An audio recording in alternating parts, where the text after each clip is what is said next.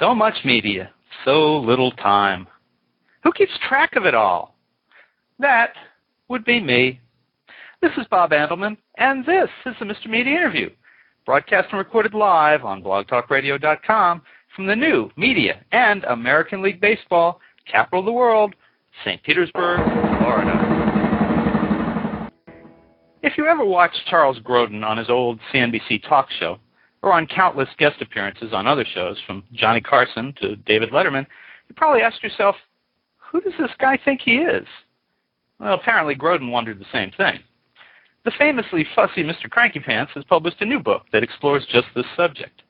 Titled, How I Got to Be Whoever It Is I Am, the star of Midnight Run with Robert De Niro, Heaven Can Wait with Warren Beatty, and the first two Beethoven movies, has taken the autobiographical form a step further by addressing the many kinks that make Grodin, well, Grodin. Here's a moment of Grodin with David Letterman.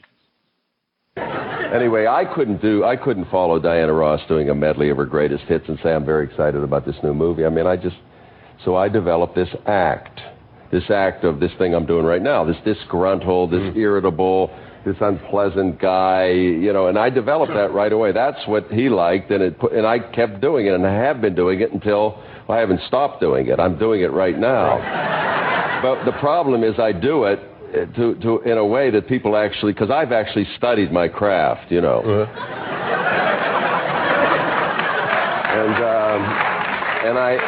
I do it in a way that people really, and I've heard this all over the place. So that in the last couple of years I haven't been here. I said, I'm paying a price for this. Every time someone meets me, they think I'm going to be this irritable, cranky person that I've been for 33 years on television.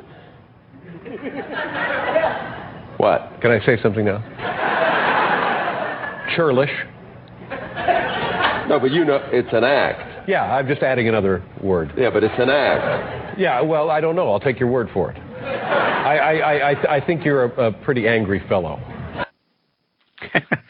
Most people will gravitate in the book toward the stories of his celebrity friends and encounters that come a little later in the book. Personally, I was fascinated with his recollection of early incidences that shaped his attitudes and mores. But enough of me on Grodin. Let's hear from Grodin on Grodin. Charles, welcome to Mr. Media. Thank you. Tell me what Blog Talk Radio is. See, there's a cranky question right there. Blog Talk Radio is a online network of radio shows. Anyone can come in and do a show. We have, I think there's, 30,000 new programs every month. Some of them are done on a more regular basis, hopefully a little more professionally. Hopefully this show will be one of those. But anyone from hobbyists to professionals can come in and do a show on any kind of notice. See, what you have to watch out for, many years ago, a friend of mine, Julian Schlossberg, was on WMCA in New York. Mm-hmm. And at a certain point, the station, there just wasn't the sponsorship, so he was not there anymore. But everybody liked him so much, management and his friends, including me, that no one told him he wasn't really, he was just talking to guests in the studio. It wasn't actually being heard anywhere. And no one could bring themselves to tell him that. So he was, for 2 years we went on, and he thought he had a radio show. So I'm just cautioning you to just check out and make sure this isn't just you and me in a telephone call. I mean, no, I say that just in a protective way. No, I appreciate that. I think I think you'll find we're in pretty good company here. It may be a little. I mean, we could just as easily just chat on the phone and not pretend that this is a radio communication. But go ahead. I'm going to go with what your interpretation is. All right. I'll take that. We'll see. We'll know later if. We'll know. You'll see. All right. So look, I want to bite. I think 6 of my books, which I don't even think are in the stores yet, are going to be returned just on the basis of what I've said so far. Somehow I don't think so. But Charles, tell me, who is it that you think that you am? Is, or whatever. I knew that question is going to come up, and I'm not the person on Letterman or Carson or anything like that. And of course, who you are changes over the years, and I think who I am today is somebody who's more cynical. I was reading Frank Gilroy has a new memoir out that he's about, maybe 10 years older than I am. He talks about his experience as a writer in the theater and television and movies, and I thought that my recent experiences were that things were just moving in that direction. But he, who was on the scene 10 years earlier than I was, said that people were constantly saying things that they just didn't mean. I mean, there's a line in the book where these two producers, I read them a movie script I'd written. This is, I think, 1985, and they said, "We're going to do your movie." And they could have, too. They did the movie Private Benjamin with Goldie Hawn. And a couple of weeks later, I heard that they weren't. So I called the fellow of the couple, and I said, "I thought you were going to do my movie." And he said, "When we say we're going to do your movie, that doesn't mean we're going to do your movie."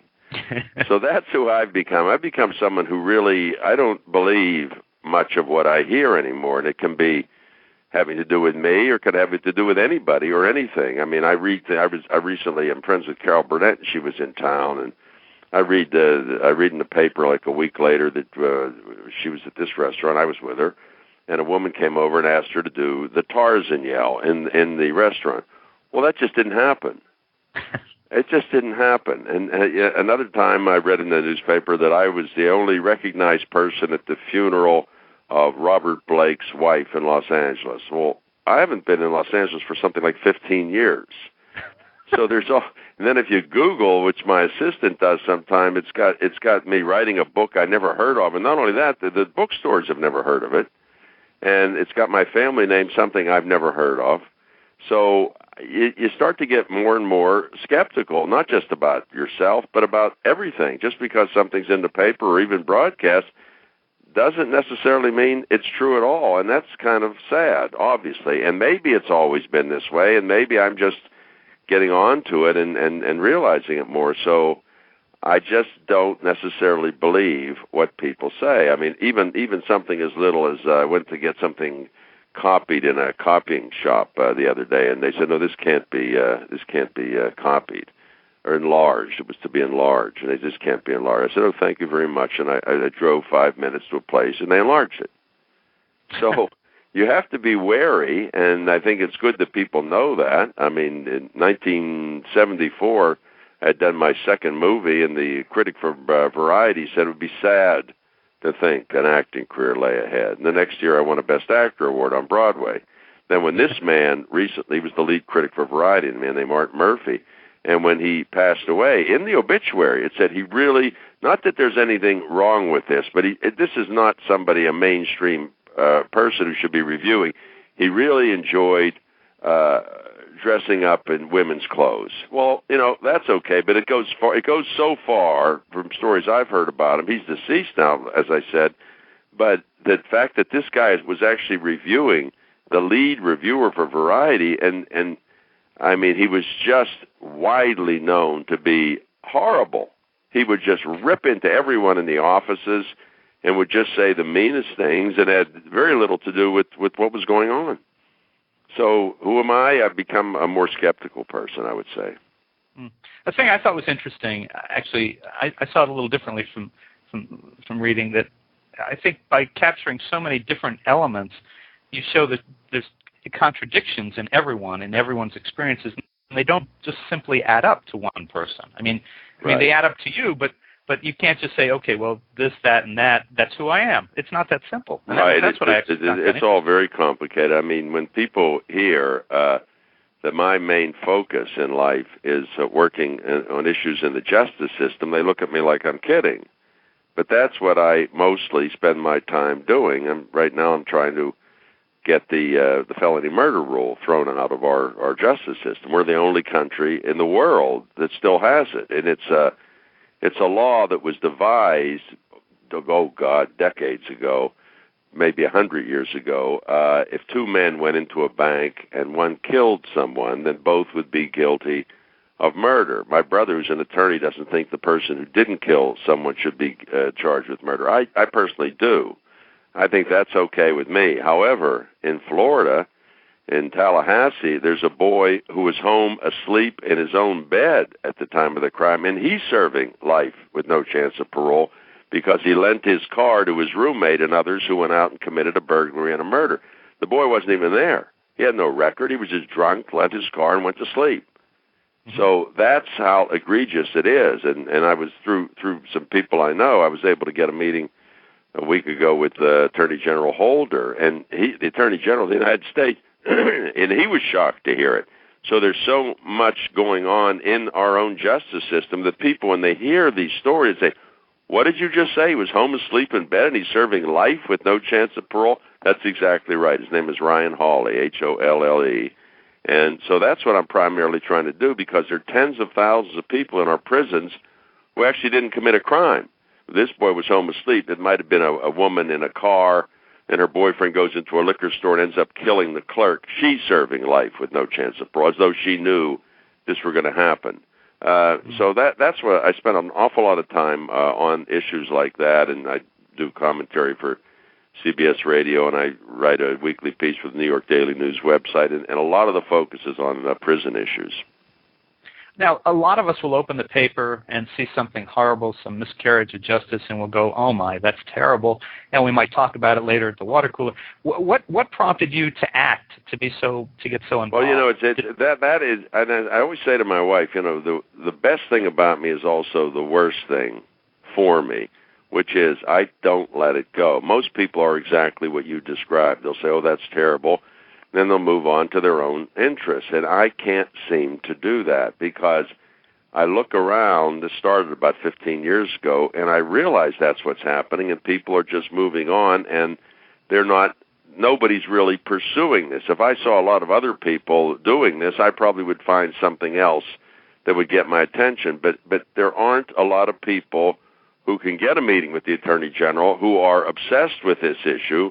It was about 4 or 5 years ago. I went in when I had my cable show. It was actually 10 years ago, but 4 or 5 years ago. The result of it, I took cameras into Bedford Maximum Security Prison in Bedford, New York, and because the proper person told me about the cases, I interviewed 4 women.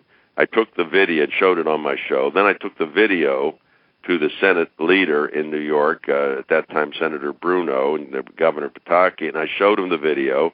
All he said was, I agree with you, and all 4 women were granted clemency, and because one of the cases was so egregious, they reformed the Rockefeller drug laws based on that case, and what they did is they changed the sentencing from 15 years to life to 8 years to 20, which released about 1,000 people much earlier than they would have been. And this is not fun stuff. I mean, the only reason I do it is because I don't see other people do it. There are organizations that work toward this, and it almost works against them. I'm not part of any organization. I'm not on salary. I don't have a press agent, and the people I deal with in government, they know that. In other words, I'm not trying to get my name in the paper, and again, I don't get paid. I'm not hired by someone to do this. And it helps because people know I don't have any subtext here where I'm looking for some recognition or something. I'm talking about it now because I'm trying to get the word out there. But it's not a fun thing. And the worst thing about me is I can't seem to drop it. And, of course, that's the best thing about me. And if I were in prison or had a kid in prison, I would hope there'd be somebody out there that we don't even know who would be obsessed with this. I think it's important. It's called a social conscience, and I don't know. I've always had it, but it really kicked in when this stuff started hitting me in the face around 1995 when I began my cable show. I suspected that was about the time. Now, how do you decide? There's so many of these cases. How do you decide what rises to the level? The rule. I mean, when I would have guests on, and I would learn about these different cases. The Rockefeller drug laws, the felony murder rule were the 2 that jumped out at me. That there was something terribly wrong. I mean, the reason the laws were reformed, excuse me, was because this one case, Elaine Bartlett, she wasn't a drug dealer. She was a welfare mother with 4 small children. She had $5 to her name, and it was legal for a police informant, somebody who was trying to get a break on his own drug charges, to waive $2,500 in front of her. And as her son later told me, we had nothing. Well, she was naive, and she jumped at the chance, and it was a police sting. They set up a woman on welfare, and it's still legal. I mean, you want to do that with drug dealers, that's fine with me. I actually think there are people being released from prison who shouldn't be released from prison because they're mentally ill, They're psychotic, they're dangerous, and it's proven. We've done that. So it's not that I'm soft on crime. I just want to make sure we're locking up the right people, and too often we're not, and too often the dangerous people are being released. There's just not enough people really sharply looking at what's going on exactly. I mean, we represent 5% of the world's population and 25% of the world's prison population. We lock up so many people that really should be in drug treatment, or should be, when the ACLU got the psychiatric institutes to release so many people. This is, 20 years ago. The assumption was, a strange assumption, that all these people who were in mental institutions somehow on their own were going to take their medication and go to counseling. Well, they didn't. They didn't. I mean, I used to live on the Upper West Side of New York, and you'd see them walking down the street. They're completely mentally ill people talking to themselves, and it became a real dangerous problem for the city. And so we just don't have enough people watching exactly what are we doing. And, of course, you could take it way beyond the justice system. It goes into every area of life. Now, there's a great imbalance in the prison system, racially speaking, in terms of black versus white. Just out of curiosity, the young fellow you were talking about in Florida, Holly. Everyone's white. That surprises people. He's white. Brandon Hine in California, who is now entering his 14th year. He was drunk in a brawl with a bunch of white kids out in Agora Hills. He was just a drunk kid in a brawl. One of the kids, not him, and when I state something, I don't state my opinion or the defense opinion. This is the prosecutor's statement. Nobody claims he killed anyone. Nobody claims he stole anything. And yet somebody else did, and it didn't steal anything. Stabbed somebody, stabbed another boy who bled to death, tried to get him off his little brother. He couldn't do it, and the boy bled to death. But Brandon Hine, who didn't kill anyone, nothing was stolen, he's serving life with no chance of parole. Really what he did is he underage drinking and in a brawl, which isn't, breaking news in America or anywhere. I mean, kids drink who are underage. That happens, and sometimes a fight breaks out. And if he had killed someone, as the other boy did, the other boy's serving life with no chance of parole, but so is Brandon Hine. And the reason for that is the boy who bled to death was a policeman's son. The case took place right after the O.J. Simpson criminal trial acquittal, and the attorney for Brandon Hine was the attorney for the Menendez brothers right after there was a hung jury where they were later convicted of killing their parents. So the atmosphere was such that the police were loaded for bear, and as a result, Brandon Hine, now recently Governor Schwarzenegger, we got these commutations because I'm friends with all the families of the people. I don't know the boys. And we see this commutation with they're giving it, is it clemency? What is it? 29 years with a chance of parole is what the gesture was. So in another 10, 12 years, if he had served in California, you have to serve 85% of your sentence. He'll be eligible for parole. Meantime, he was 18 when he went in, and if he gets out, he'll be well into his 40s. And he was a kid who got drunk and got into a fight. That's what he did. Period. Any of these people that you've tried to help, any of them refused the help, said, I don't want your help? No. No, people are desperate for help. Never. I went to the prison recently. They know me up there in Bedford now, and because I was told about a woman. I couldn't quite follow the case. I always say when someone calls to tell me about it, well, what did she do? What did she do? And I was told, well, she raped another woman. I said, raped another woman? And I didn't get involved. I mean, I didn't even understand it. But he kept calling. I said, this is just not clear to me. Send me so I get all the documents on the thing. And she didn't rape another woman. She came from Delaware. She was a drunk, young girl in her early 20s from Delaware and got into a worse mess in New York, ends up in a crack house with some guy who rapes a woman, takes the jewelry, hands it to this terrified young woman, and tells her to go pawn it. She goes and pawns it, and was arrested. And because she refused the plea deal, which would have been 6 years in this case, she gets the same sentence as the rapist thief, which is 27 to 55 years for pawning stolen jewelry. If she had shoplifted the jewelry, she would have gotten 1 year. But she pawned something, so she got the same sentence as the rapist thief. When I saw her, She'd already served 17 years, had 3 children while in prison. She's so radiant that the guards have all signed her petition for clemency. She doesn't even live in a cell. She lives in a room with no lock on the door. When she came into the visiting room, everybody's spirits were lifted. She talked, the phrase is she lit up the room, and she did. And so that's a case that I'm working on, and hopefully, she wasn't even being considered for clemency. 150 people were in New York. She wasn't even on that list. But I've now been assured that she will receive clemency. Well, I'm waiting. It's supposed to happen in April. And if it doesn't happen, I have to jump back in again. But I've been told by someone in a position to know that she will get clemency this month, and we'll see. But no, they're always happy to see me because they know what I'm doing. Well, I want to ask you one more question about this, and I want to come back to your book. But you mentioned that the people that you've been helping are all white. I'm kind of surprised. I think a lot of people would look at the system. Well, most of the people in prison are black and Hispanic. Right. And most of the victims, and I pointed this out to Attorney General Holder, who's a black man. Most of the victims of this felony murder rule are black.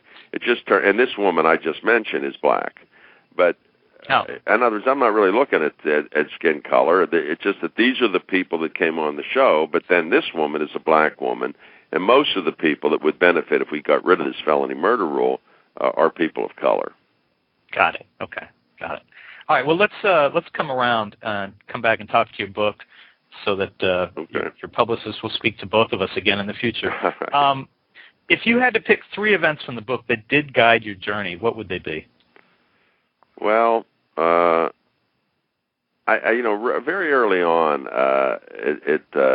things started to happen. For example, when I was in 3rd grade, you were allowed to hit a kid. You could.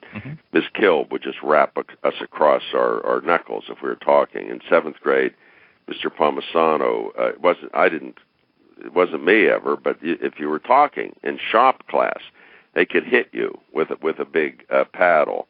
By the time I got to high school, and the high school basketball coach grabbed my arm, he saw something in my face that made him let it go and back away very quickly. So I think just this hitting business. And then when I was also a teenager, my dad had a store, and a black kid who worked for him was arrested. Negro it was called at that time, and my dad kept him working. I said, but didn't he commit a crime? And he said, well, he's innocent until proven guilty. So that got into me very early on. So that was transforming. And then as I moved on into my own work, my own field, I just saw a lot of things that were nuts. I mean, I would study with the most esteemed Uta Hagen, acting coach in New York, and just the fact that I would ask, why are we spending so much time to try to learn how to carry an imaginary suitcase or open an imaginary window? And I was deeply resented just because I asked the question. And I was thrown out of Hebrew school when I was 11 years old because I dared ask the rabbi, what do these words mean that we're reciting on the Bible? He threw me out. And so right away I started to get an attitude about authority. And I mean, I'm very respectful of authority, but you have to make some sense. And none of this made any sense to me. And so I think it started there. And then when I was 34 years old, I directed the Simon and Garfunkel special for CBS. It was sponsored by AT&T. And I told everyone, I was very upfront with everyone exactly what I was doing. It was it had footage of the Poor People's March on Washington, Cesar Chavez, Robert Kennedy, things like that, and it was some of the events that shaped Paul Simon provoked him to write the songs. And when the sponsor, the representative for AT&T, saw it, he confronted me in a very angry way, and he said, "You're using our money to sell your ideology." And I said, "What's my ideology?" I actually had no idea what he meant. He said, "The humanistic approach." Well, that hit me hard. I said, "You mean there are people against the humanistic approach?" And he said, "You're damn right there are, if it's not good for business." And in this case, AT&T felt that the Southern affiliates would be offended with a television special calling for equal rights for blacks. So when you see things like that, it just stays with you. And then when my son was entering first grade, that's when I left the movies and just because I didn't want to travel. Then I really got into it heavily because it was in my face all the time. And I'll never forget when I did those interviews in the prison that resulted in the laws being changed in New York.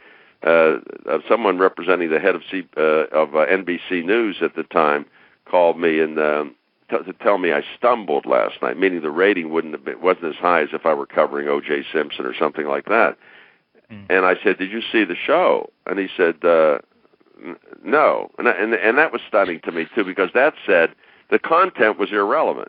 It really didn't matter what the show was about. They were just, and these are tenths of. This isn't like network television where they're major dollars and major rating. This is a tenth of a rating point difference. So you start to look around and you realize, boy, people really don't care about anything other than their own interests. And the more that sunk into me, the more aggressive and active I became. And that's where I am today. Well, let's talk a little bit about some of the, I guess what the New York papers would call the bold-faced names that you worked with over the years. Let me throw out a couple names. Maybe you can tell us something about each one. And starting with, I started the show with that clip of you on Letterman, which was in 2006, I think. Right. Tell me about you and David. Well, it's interesting. I've been appearing with him for a while. I do a commentary, and one of the things I say, don't ever say it's interesting. Say it's interesting to me.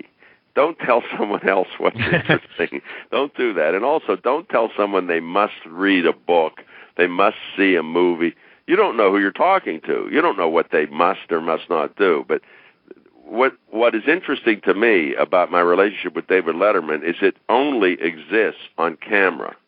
I have never had a conversation with the man in my life in 25 years off camera. I mean, when the band's playing during the commercial break, you have to scream into each other's ears. Then we scream a few things into each other's ears of a conversational intention. But I think it's unusual that I don't even know him, and I've been appearing with him for 25 years.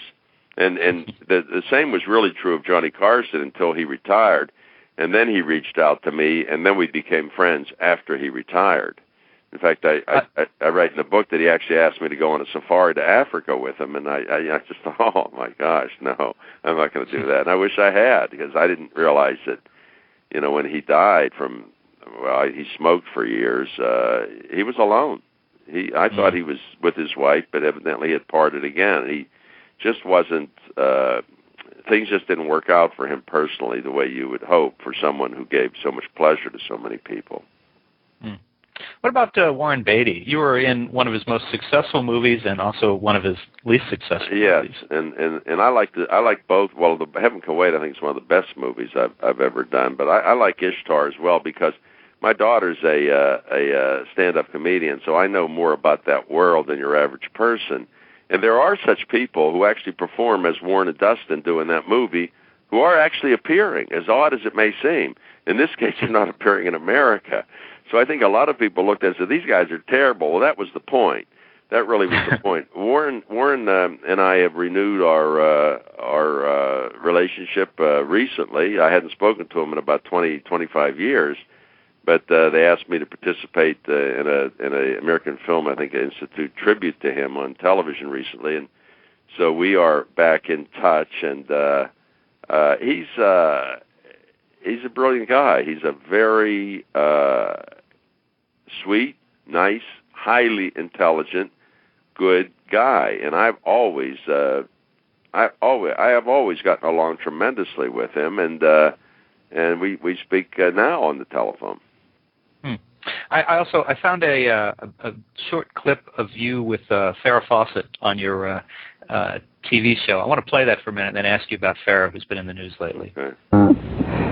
I was reading a transcript of your interview with Larry King, and I got very self-conscious because he'd say something about Charlie's Angels, and I'm not going to say anything. I don't want to talk about Charlie's Angels, but I will talk about some stuff. And you said, oh, I've been asked that before, and I thought, gosh, because because they'll interview me and say, what's it like to work with a dog? Do you get those questions? Okay, do you want? Anyway, so I really want to go back a minute here, because long before we met, you were this beautiful young woman in this poster, and there were, I think, 7 million of them, and then women started 12 million. Okay. 12 million. Somebody said 2 the other day. 2 million? Like they keep going down. You know, life is so unfair. So unfair. But not, so you got 12 million posters of you up in different people's rooms, probably mostly guys, and people are copying your hair and anything else they can copy, and very unusual experience. Not I bet no one in this place has had that experience. What does it feel like? Well, What is it? No, I don't think so. No.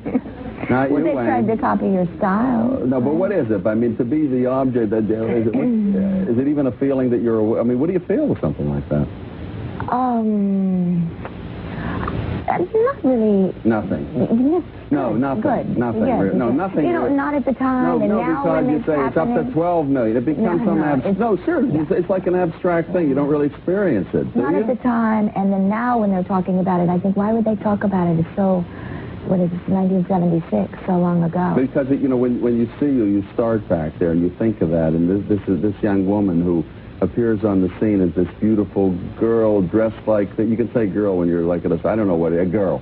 And you're dressed in the thing, and people are emulating, and then you go, you know, from Charlie's Angels to, you know, being. Would you describe a few of the serious roles you play, the nature of them, the woman? The Burning Bed is about a woman who what? Well, I play that because we get a little bit of Farrah, but we also get another flavor of you during the show. Tell me a little. You did Sunburn with Farrah, and tell me a little something about her. You know, I haven't broadcast it yet, but because she's so really battling for her life now with cancer, she's been on my mind more lately, and we made this movie with in Acapulco in 1978 with Farrah and Art Carney, and the strangest thing happened in a fight scene in the movie. A young actor, I was supposed to be unconscious, and he was supposed to punch me while I was lying there. And what you do there is you come across the face. The camera's behind you. You don't come at the face and pull the punch. But that's what he did. He came at the face and didn't pull the punch. He broke my nose as I was lying there, and later apologized to me. And he said, you know, he says that you have all these love scenes with Farrah, and I have a big crush on her, and I'm really sorry. And I just looked at him, okay, you know. But I mean, he was really out of line. But really, Farrah, just as nice a person as I've ever met. Just couldn't be nicer. You know, I love scenes. I never went out with her, and she was a darling and is a darling person, and I've never heard anyone say anything negative about her, and I know people that know her a lot better than I do. We're going to run out of time in a minute, but I wanted to ask you, this is your 6th book. I haven't seen you don't, according to IMDb, which is not always reliable, you haven't been as active on screen lately. I'm wondering, you're going to be 74 next week, April 21st. Next week, yeah. What else do you want to do? What else is ahead? Well, I mean, mostly I'm focused on this felony murder rule. That's my big ambition, to get America to get rid of this, like every other country in the world has. England, all of Europe, Canada, India, every country. So my big goal is to get rid of this, and I'm trying to get all the help I get, you know, starting with the Attorney General and Senator Hatch's office. I'm friends with different people in Washington. Ethel Kennedy is trying to help me. That's my biggest goal. I don't really read scripts. I don't really like to go anywhere. I don't think I have the patience to sit the way I used to, on the average of 12, sometimes more hours a day in a movie set, and maybe 70% of that time you're not doing anything. You're waiting until they light the shot. I don't really have the patience to do that. So I'm happy doing the commentaries for CBS Radio and writing a weekly column for the New York Daily News, and I generally write about a book a year. My son teases me. He says, "How many memoirs can you write?" What do you know, I won't see him for a couple of days. He'll look at me. Did you write another memoir while I haven't seen you? You have to stop that, you know. But I'm not. I won't do that again. I think I've probably written more memoirs than anybody. And it is a lot. And the last thing I want to ask you, that it fits then, because I'm wondering, I mean, your daughter Marion, of course, is a successful stand-up comedian. Yeah. Does she tell any cringeworthy stories about you? No. No? She wouldn't do anything like that. Okay. She wouldn't go public with cringeworthy stories. I'm trying to think. Actually, she's, we have a very good relationship. So she probably doesn't even. I'm trying to think of what she would say that would make me cringe. Yeah, whatever it would be, it wouldn't be public. But we essentially have a very strong relationship, as I do with my son and as I do with my wife. And, of course, I feel very good about that. And I also feel very good that I have an unusually large amount of friends. That makes me feel very good. And I think the reason for this, and I really highly recommend it, something will be broadcast soon, is I'm one of these people who actually does what I say I'll do, and who actually tells the truth and follows through on things. And sadly, that seems to be unusual, and that's really sad. So I'll just keep doing what I'm doing and just try to do it better. All right. Well, folks, you can order Charles Grodin's new book, How I Got to Be Whoever It Is I Am, at great bookstores everywhere, or online at Amazon.com or MrMedia.com, mrmedia.com. And, Charles, this is actually the second time we've spoken. You were, I interviewed you for the original Mr. Media, which was a syndicated newspaper column about a dozen years ago, so it was nice to have you back. And thank you, Bob. I appreciate you joining us on the Mr. Media Pretend Radio Show. See that? Did you say pretend radio? See, that's what I'm wary about. That's the only part of this whole exchange with you that's made me a little nervous. Now you're saying it's a pretend interview. I think we just had a private conversation, but it doesn't matter because I enjoyed it anyway. You say you order his book, but you're just talking to me. I don't actually believe you're on the big blog, whatever you call it. I don't believe it, but I enjoyed the conversation anyway. As long as you had a good time. I had a good time, and you be well, and the best of luck to you, and I hope all your listeners do well as well. Thank you, Charles. Pleasure talking to you again. Thank you. Bye-bye. All right. Take care. Bye-bye. And for more great interviews with TV and film actors, surf over to our main website, www.mrmedia.com. That's where you can listen to my earlier conversations with Billy Bob Thornton, Kirk Douglas, Milo Ventimiglia of Heroes, as well as interviews with the stars of Curb Your Enthusiasm, Worst Week, Chuck, The Starter Wife, and many more. And please think about writing an online review of Mr. Media, casting a vote for Mr. Media, or marking Mr. Media as one of your favorites, whether you listen on Blog Talk Radio, MySpace, Facebook, High Five, Tag, Bebo, Orkut, Digital Journal, Podcast Pickle, Vox, Pointer Online, iGoogle, Yahoo, Folio, Mediafly, Podfeed.net, Blueberry, Zencast, or Odeo. Subscribe to Mr. Media on iTunes, and you'll never miss a show. Just search Mr. Media Interviews from within iTunes and subscribe for free. You can also listen with a piece of string and a tin can in many locations. If you've got an idea for a guest, email me directly at bob@andelman.com, ANDELMAN. You can also follow me on Facebook or on Twitter, www.twitter.com/Andelman. Thanks so much for joining us today. Always appreciate when you spend a little bit of your time with us.